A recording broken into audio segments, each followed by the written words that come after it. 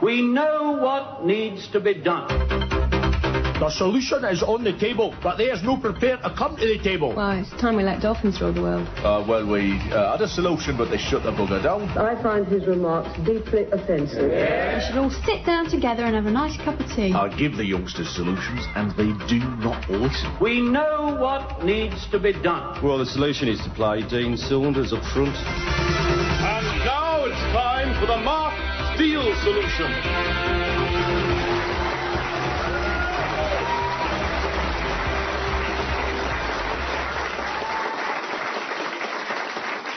Good evening and welcome to the Mark Steele Solution, the programme where each week I come up with a radical proposal to change all of our lives for the better. And this week's proposal concerns England.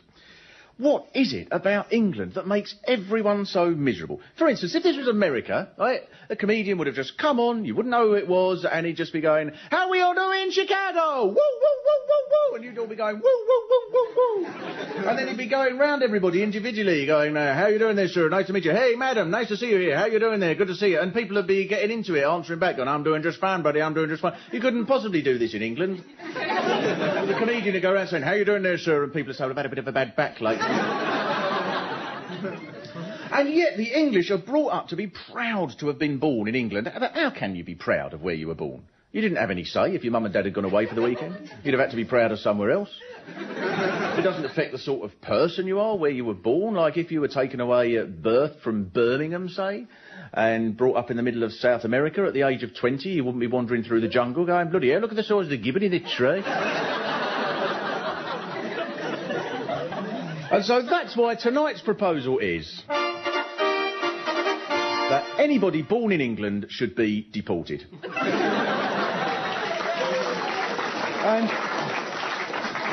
And I do mean England, not Britain, because most Scots, for instance, want nothing to do with England, which is a point that even the Sun newspaper has to admit. You get a copy of the Sun in Scotland, and it has a little thistle at the top, and underneath it says, "Fighting for Independence." And I don't want to make people in Scotland cynical, but in London it doesn't have that.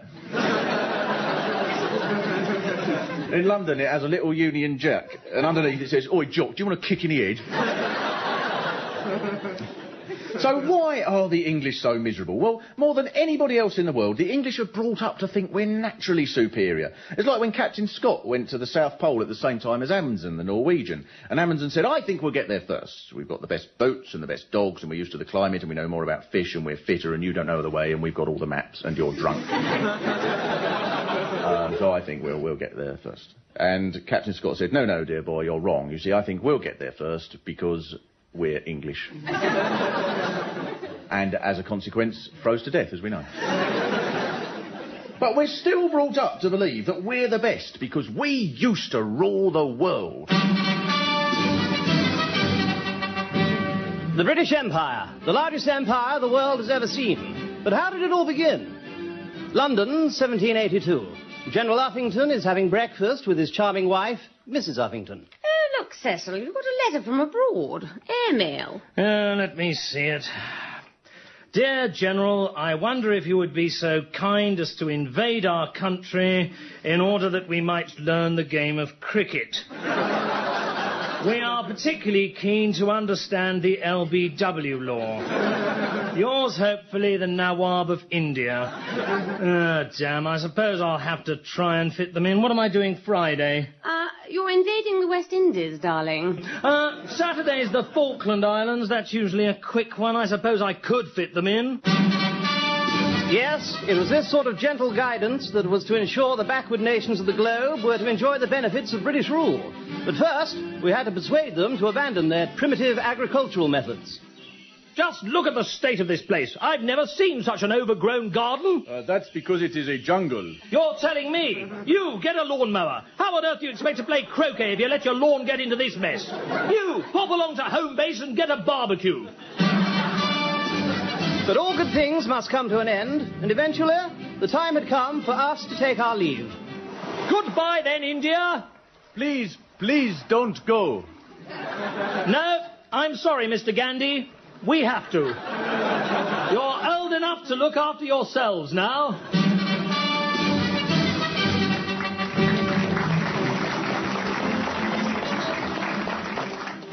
And when I was at school, I remember the teacher standing in front of a map going, right, geography. Now here we are. This was ours, this was ours, this was ours, this was ours, this was ours. The French got that, don't know how that bloody well happened. This was ours, this was ours, this was ours. And then they'd say, this is America. We gave that bit back.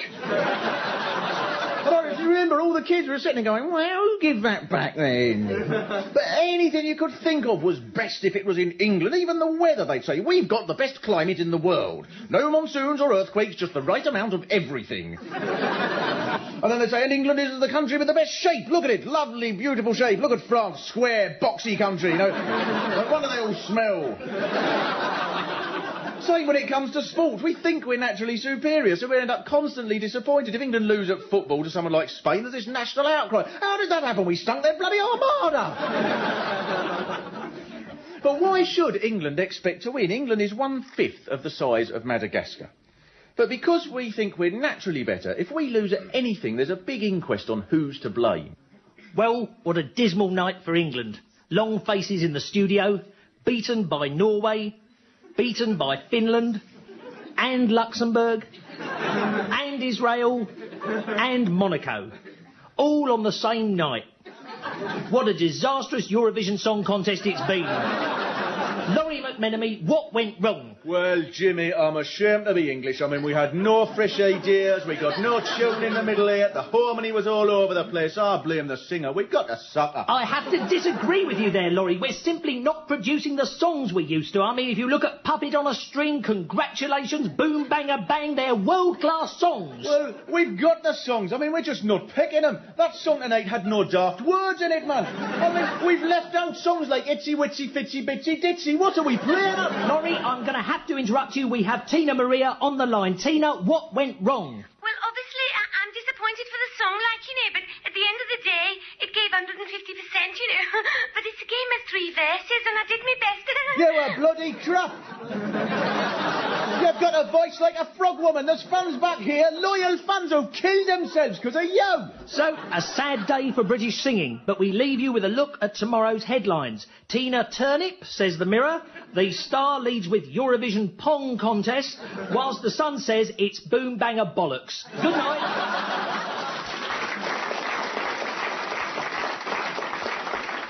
But everywhere you go in this country, more and more things seem to be broken or shut. Lifts are broken, escalators broken, schools are getting so run down they can't afford books or desks, so they say to the kids, tomorrow, could you all bring in your own teacher? You go to the baker's and by 11:30 the only thing left is a purple cake with a green sweet on it. The library's shut, the park's shut, you get to the swimming pool, it's closed for staff shortages or a crack in the pool, or one day in a week when it is open, everyone's gone on the same day so you can't get anywhere because there's some bastard doing the backstroke diagonally from one side to the other. And what must foreigners think when they come to England? They must think, oh, it's 10:30, we'll pop out for a pleasant little drink and a bite to eat like we do back home. And then they get down the pub, and halfway through some stale liver sausage and onion sandwich, the bell goes, and they must think, what's that bell for, then? Maybe there's going to be a carnival or something. But the bell just changes the whole mood of the evening. Another pint over here, Stan. You been busy tonight? Oh, mustn't complain, Alf, mustn't complain. You going on holiday this year? Well, we were thinking of getting away for a couple of... Come on! Drink up and get out, you fat slob! It's 10 seconds past 11. Drink it or you get it over your head or you want this lead pipe round your face. So there's this huge gap between the greatness you're taught England has and the reality of everything in England falling to pieces, which is what makes people in England so miserable and frustrated. And look at all the damage it causes. For a start, it's this that encourages lads to go around Europe smashing up towns, because then they can think, all right, you might have beaten us in the 4th round of the UEFA Cup, but we're still better than you because we smashed up your fountain. This is why boys of 6 in English playgrounds sing 2 World Wars and 1 World Cup. You wouldn't get this in a place like Luxembourg. Kids of 6 going around singing 2 4th places in the Eurovision Song Contest and 1 radio station. And it's also why we refuse to learn other languages, because the proper language is English. And we think we're cleverer than foreigners because we speak English better than they do. There might be a Dutch bloke over the road who speaks 75 languages, but we're cleverer than him because he speaks English with a slight Dutch accent. We can be in the middle of the Amazon, come across a tribesman and go, here, mate, do you know how Millwall got on? And yet when people come over here, they get no help at all. Yes, excuse me, I would like some bread. What do you want, dear? A bed? This is a baker's, dear. No, bread. Oh, bread. I'll tell you, I wish they'd learn the language before they allow them to come over here, dear. What do you want, dear? Do you want Bloomer Farmhouse or Cobb? I said Bloomer Farmhouse or Cobb, dear. Cobb, well, there's a purple cake with a green sweet on it, dear. Bread? Oh, bread? God, what's the matter with him? What do you want, dear? Thick slice? I said thick slice with the whatnots, on the doings. He doesn't even know what a doings is. The doings. D-O-I-N-G-S, the doings. Oh, it's hopeless. We're going to have to get the police, Gene. And at the moment, even if English people do live abroad, they only make a token effort to learn the language. Like Paul Gascoigne, 3 years in Italy, I bet what he did learn, he still did it in Geordie, going, "Oi, arriva bloody dirty, mate." And look how this desperation to prove that we're the best affects our attitude to food. You get people who could go to any restaurant, Italian, Chinese, Russian, Eskimo, and they just go, "Oh, just have the omelette, thank you." I want to try anything new, got a bit of a queasy stomach. And I think you must have tried something new at some point in your life, where you'll be going, "Oh, just have the breast milk, thank you." The thing is, you can get good food in England, but the trouble is then that the way that people cook it. Like when I was a kid, if a herb had found its way into the kitchen, it would have been as if some giant insect from Java had flown in through the window. My mum going, if most English people had a cookery programme, it would be like this. Hello. Today I'm going to show you how to make a traditional English delicacy. Corned beef, carrots, cabbage, more carrots, and mashed potato. Now, let's start with the carrots. Here's some I put on to boil 6 weeks ago. Just another few days and there'll be a lovely puddle of tasteless orange water. Now, while we wait for those, open the tin of corned beef and arrange on the plate. Like so. And let's not forget the potatoes. There are so many ways to cook a potato. Sautéed, roasted in garlic butter, tossed in a mayonnaise dressing, or, my favourite, put in water and taken out again. There we are. Serve with some orange squash, and you've got an ideal meal to tempt the family every Monday night for the rest of their lives.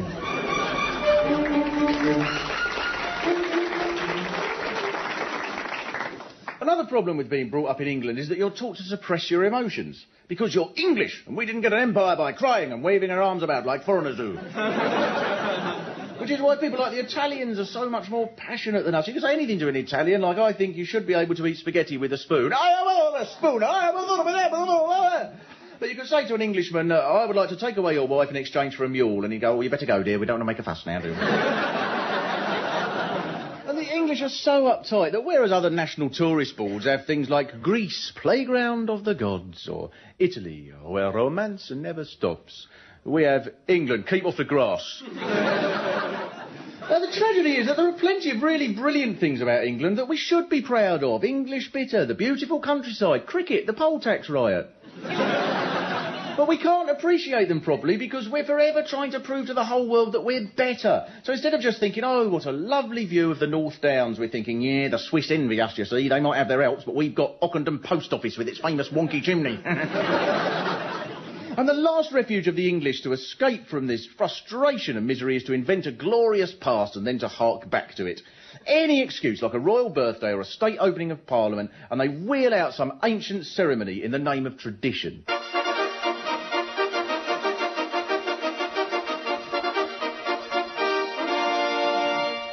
And that sound heralds the arrival of the Lord Privy Chancellor, Honourable Knight of the Fellowship of Noble Equerries, and Keeper of the Royal Dustpan and Brush, who will now perform the traditional Maundy Thursday blessing. Thrice ye, thrice ye, thrice ye, for the serpent's length is greater than its width. And now he bends on one knee and presents a box of stinging nettles to the person forth from the left of the man who possesses the most ginger beard of all Aylesbury.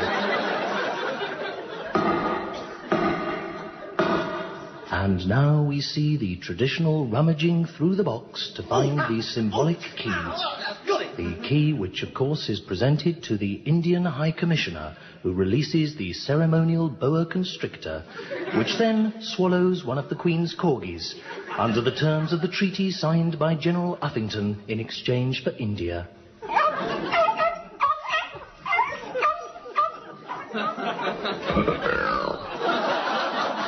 And now the elders of the 100 of Berkshire rise for the traditional rendering of Wigwam Bam. Wigwam Bam, gonna make you my man. Wigwam Bam, gonna make it if I can.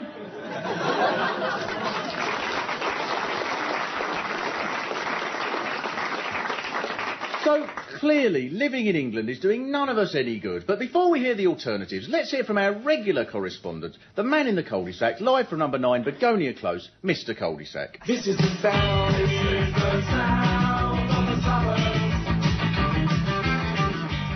England! Don't talk to me about England. They want to make us part of Europe. I said, you know where that's going to end up, don't you? Flamenco dancers twirling around in the garden, treading on the shrubbery. That's where. Belgians putting their chocolatey fingers all over the new curtains. The Dutch coming over here, turning the kitchen into a canal of only just fixed. The damp is an outrage. Painters walking around their house, chopping off the ears all over the place. Who's going to sweep them up? And what about the English Civil War, eh? Clanging their swords all over Naseby. Nothing civil about that. I said, it's a wonder anybody could hear the archers. And what about English workmen? I said, they're not workmen, they're lazy men. That's what they are, sitting there all day long in that British Telecom van. They don't do a scrap of work, I know. I sit there all day long watching them.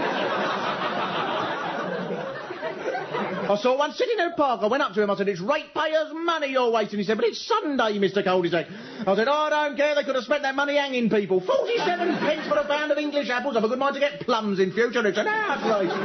There was a bloke in the laundrette yesterday. He said, deja vu. I said, don't you come in here using foreign words. What's wrong with English ones like brick? I said, you won't catch me using foreign words or my name's not Cul-de-sac. Here,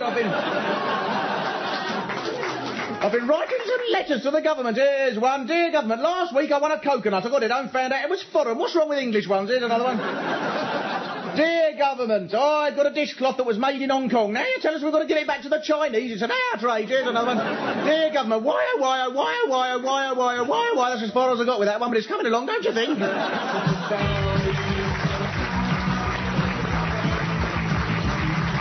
Thank you, Mr. Cul-de-sac. So, what are the alternatives? Well, one answer is just to deport part of the population. But this wouldn't work, because as long as there's an old England to cherish from afar, English expats abroad are the worst English of all. Do you get these families that go and live in Malaysia, but they still wear a three-piece suit and get up for work in the middle of the night because it's 7:45 in England, proper time? Like all these people who go and live in Spain. Hello, Alf. Hello, Ivy. Oh, hello, Ted. Sure, it's another scorcher. It is indeed. Sit yourself down, have I got a treat for you? No.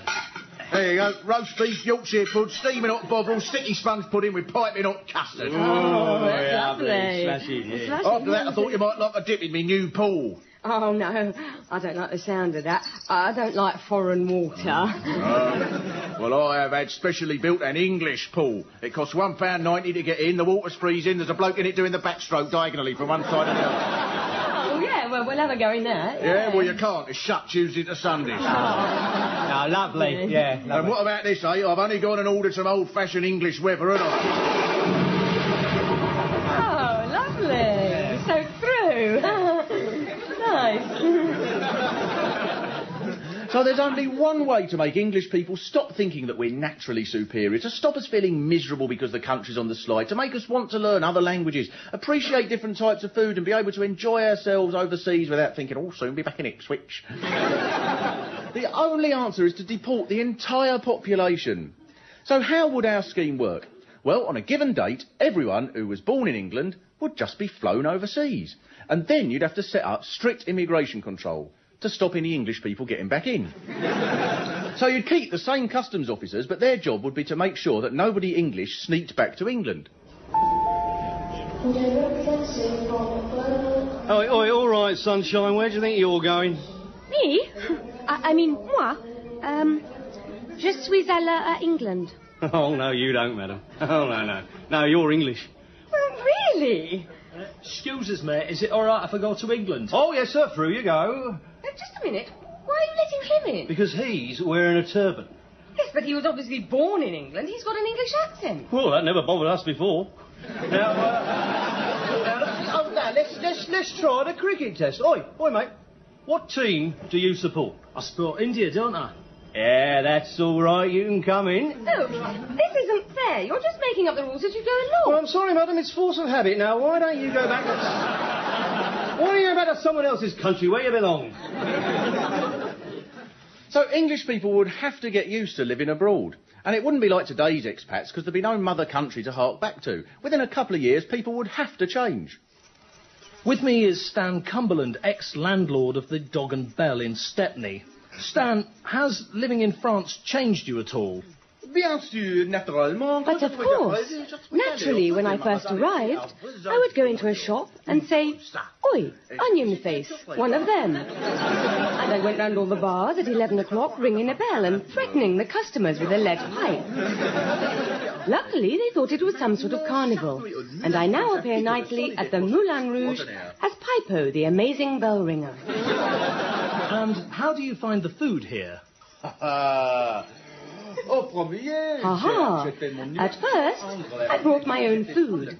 But then I ran out of corned beef, spam, and tasteless puddles of orange water. Now my favourite is herb pie with added herbs. I have also introduced my own delicacy to the village. Bread with the whatnots on the doings. But just think of all the advantages. You wouldn't get English football fans going around smashing things up, because if you lived in Switzerland, you couldn't possibly think that you should rule the world. And you could hardly go into a fight with chants like this.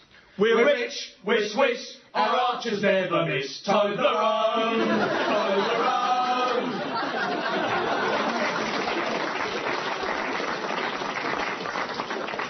Our attitudes to coming first would change.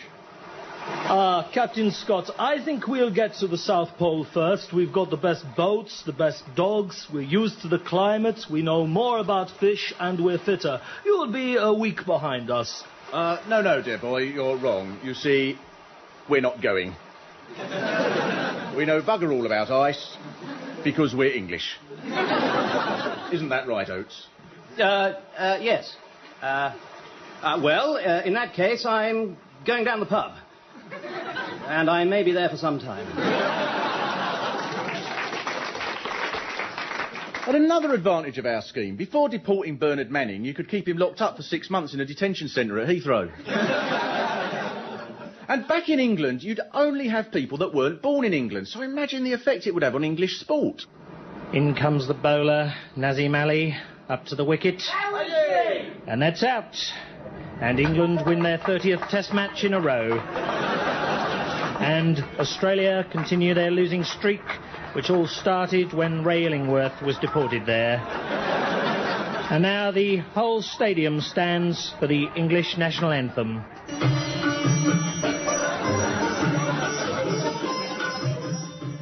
And so, with the Marksdale solution in place, what would life be like for a typical English family on a typical day? Hey, who'd have thought it, eh? 26 years in a row we spent our holiday in a caravan in Scarborough, and now here we are in the middle of the Amazon.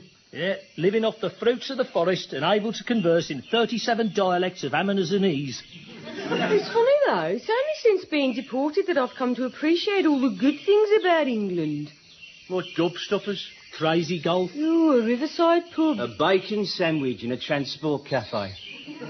The sort of film on a Sunday afternoon where you know that at some point Bernard Cribbins will be in it.